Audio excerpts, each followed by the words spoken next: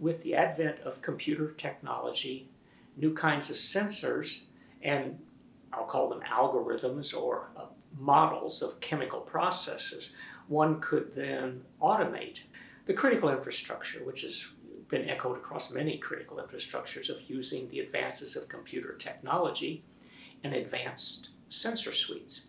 Now, if we pivot to the maritime environment, certainly in shipboard systems, there's a great benefit to being able to, one, provide systems on board that are able to, one, be able to determine location and I'll call it voyaging systems, understanding where you are, your heading, automated chart systems, automatic identification systems, all sorts of systems that ensure that the ship's crew understand the important direction a ship is heading and how well it's operating. There's also engineering functions where you want to ensure how is the plant operating. It's all about efficiency, and also with a certain degree of automation, can you reduce manning on the ship? So that's reduced cost. With that said, it's possible for a smart adversary to have caused malware or other things that might be introduced into that computer control system. That control system, if there is malware that affects the system operation and provides you false indications of how well it is doing, then that's a real problem.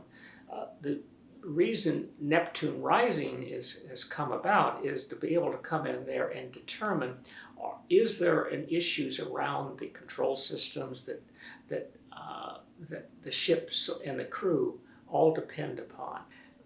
There have been cases where people have intentionally jammed that information, and so that if you're close to a shoreline where jammers were employed, it's possible to overpower that very small satellite signal that's received, and then you have I'll call it a denial of service. In fact, that all of a sudden you find that the GPS lock goes in and out of sync, and that's not a good thing.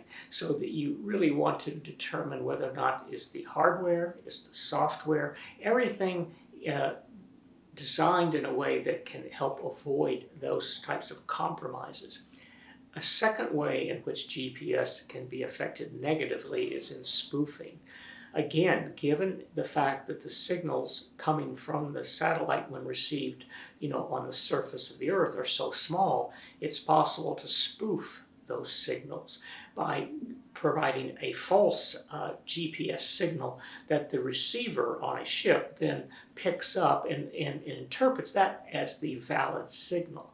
When that happens, it's possible for an adversary then to change the information displayed to the crew, or if it's an automatic steering system, that autopilot, that those systems be compromised. So it's always the ship you think is moving in one direction, and in fact it's under the control of an adversary moving in a different direction.